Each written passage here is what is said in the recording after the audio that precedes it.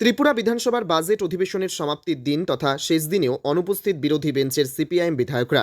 মঙ্গলবার ত্রিপুরা বিধানসভার বাজেট অধিবেশনের সপ্তম দিন তথা শেষ দিনেও অনুপস্থিত বিরোধী বেঞ্চের সিপিআইএম বিধায়করা সদ্য প্রয়াত সিপিআইএম দলের প্রাক্তন বিধায়ক ঝুমু সরকারের শোক প্রস্তাব বিধানসভায় পাঠ করলেন ত্রিপুরা বিধানসভার অধ্যক্ষ বিশ্ববন্ধু সেন। এরপর আজকের বিধানসভার বাজেট অধিবেশনে কংগ্রেস বিধায়ক সুদীপ রায় বর্মন বক্তব্য রাখতে গিয়ে বলেন, শূন্য পদে থাকা সত্ত্বেও কেন বিভিন্ন বিভাগে তথা দপ্তরে নিয়োগ নেওয়া হচ্ছে না। ত্রিপুরা পুলিশ এবং স্পেশাল এক্সিকিউটিভ সহ অন্যান্য বিষয় নিয়ে বিধানসভায় মুখ্যমন্ত্রীর দৃষ্টি আকর্ষণ করেন তিনি।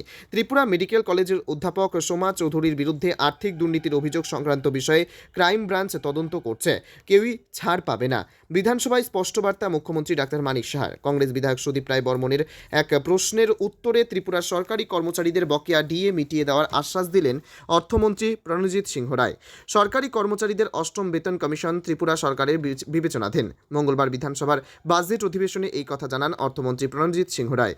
941 কোটি টাকা ব্যয় করতে পারেনি ত্রিপুরা সরকার। ত্রিপুরা বিধানসভার বাজেট অধিবেশনে এমনটাই বক্তব্য তুলে ট্রেজারি ব্রাঞ্চকে আক্রমণ করলেন কংগ্রেস বিধায়ক গোপাল চন্দ্র রায়।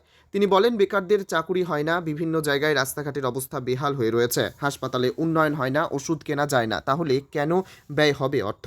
বিধায়ক গোপাল চন্দ্র রায়ের এমন আক্রমণাত্মক সুর শুনে অধ্যক্ষ বিশ্ববন্ধু সেন সাথে সাথে বললেন, ওনার কথা বলার সময় শেষ। ত্রিপুরা প্রতিটি পর্যটন কেন্দ্র পরিদর্শনকারী পর্যটকদের সার্বিক সুবিধার্থে প্রয়োজনীয় ব্যবস্থা গ্রহণের পাশাপাশি দেশ বিদেশের পর্যটকদের কাছে এসব কেন্দ্রকে আরও দৃষ্টিনন্দন ও আকর্ষণীয় করে গড়ে তুলতে বিধানসভার বাজেট অধিবেশনে ত্রিপুরা সরকারকে অনুরোধ জানালেন পর্যটন মন্ত্রী সুশান্ত চৌধুরী।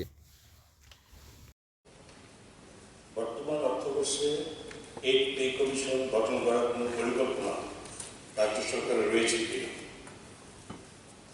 এই পে কমিশন গঠন করার ব্যাপারে এটা রাজ্য সরকারের বিবেচনাধীন আছে।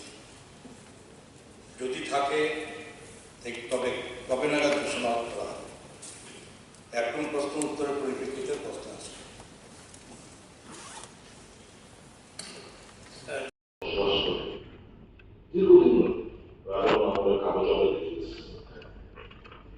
তাদেরকে কিছুদিন পূর্বে ওইখানকার 98 ফিগারের বাইরে যে আমাদের ইন্ডিয়ান থেকে যে ইলেকট্রিক পোস্ট ওখানে ডিসকানেক্ট ইলেকট্রিক্যাল কানেকশন ডিসকানেক্ট করতে গেছে, এদেরকে নাকি এদিকে নিয়ে আসতে হবে। That be the effect of the direction of the Indian Ministry, Home Ministry. We have a no objection. কিন্তু বিদ্যুৎ কাটার আগে তাদেরকে তো কোথায় তাদের যুদ্ধের যোগ, তাদের অবস্থা, তাদের কৃষিযোগ্য যোগ। আনফর্চুনেটলি এই যে কাটার বেড়াটা 0 থেকে 500 গজ তুলে হয়েছে। তখনই বলা হয়েছিল যে মা বোধটা সাইজ এগ্রিড, তাহলে এখানে তো 40টা মতো পানি এফেক্টেড হতো। তো তাদেরকে বুঝিয়ে সুঝিয়ে ওখানে 150 মডেলে 500 গজ করা হয়েছে। ওই অসুবিধা হবে না, তোমরা অনায়াসে যেতে পারবে।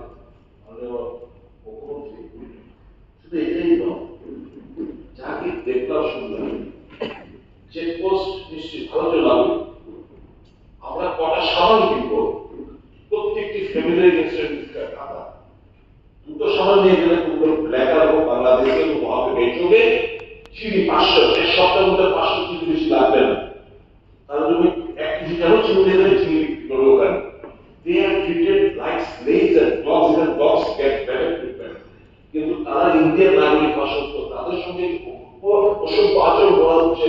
It is unimaginable, it is a complete violation of their human rights.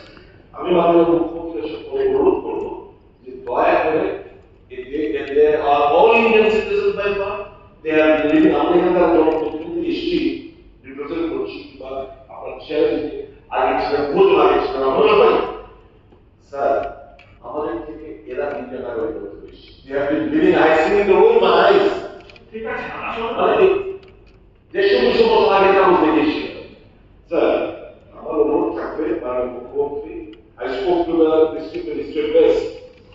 नहीं सर ये तो करना ही पड़ेगा, हमको बोला है, कहाँ आपको सुविधा दे है, कहाँ पर उनको तो बोले ना আমার বলছো যে তাদের রিহ্যাবিলিটেশন ছাড়া কেন কোনো অবস্থায় যদি ডিসকানেক্ট ইলেকট্রিক ডিসকানেক্ট না করা হয়, তাদের রিহ্যাব করার মাধ্যমে যদি ইলেকট্রিক কিন্তু অলরেডি একটা বকিলগর 98 মিলিয়ন হয় then we stop it. That means it is not the direction of the QA only. It might be a short